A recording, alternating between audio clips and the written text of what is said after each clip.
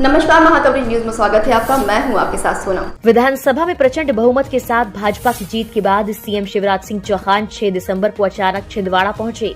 यहां साफ कहा कि मिशन 2024 की शुरुआत छिंदवाड़ा से कर रहे हैं और अब तक उनके पास एमपी की 29 लोकसभा सीटों में 28 सीटें हैं। केवल छिंदवाड़ा सीट में नहीं जीत पाए थे, जो अब सबसे पहले जीतेंगे। लोकसभा चुनाव की शुरुआत में छिंदवाड़ा से कर रहे हैं। उन्होंने कहा, नरेंद्र मोदी साक्षात भगवान का वरदान है और वो उन्हें पूरी 29 की 29 सीट समर्पित करना चाहते हैं। शिवराज सिंह चौहान यहां अपने 1 दिवसीय कार्यक्रम में छिंदवाड़ा पहुंचे। वो लाडली बहना योजना को संबोधित करने और इसके साथ ही वार्ड क्रमांक 20 के बूथ प्रभारी के यहां भोजन ग्रहण करने पहुंचे। शिवराज ने अचानक 5 दिसंबर को कहा कि मैं दिल्ली नहीं जाऊंगा तो मैं छिंदवाड़ा जाऊंगा और उसके बाद ही उनका कार्यक्रम छिंदवाड़ा के लिए घोषित हो गया। सीएम चौहान के छिंदवाड़ा पहुंचने से पहले ही हवाई पट्टी पर बंद कमरे में भाजपा के पदाधिकारी की जमकर नोकझोंक हुई और बात गाली गलौज तक पहुंच गई।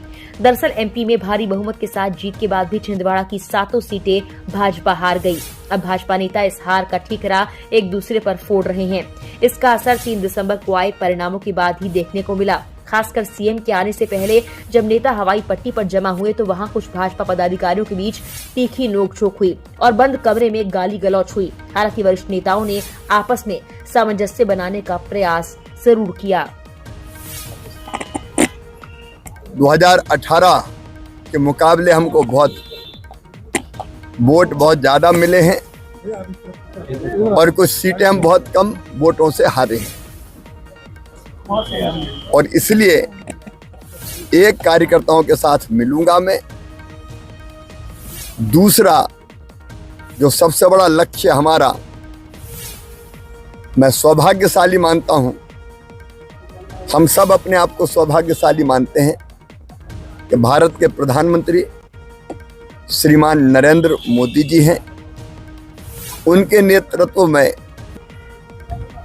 एक वैभवशाली, गौरवशाली, संपन्न, समृद्ध और शक्तिशाली भारत के निर्माण का जो हमारा सपना था, जिसके लिए जनसंघ और फिर भारतीय जनता पार्टी बनी, आज वो सपना पूरा हो रहा है।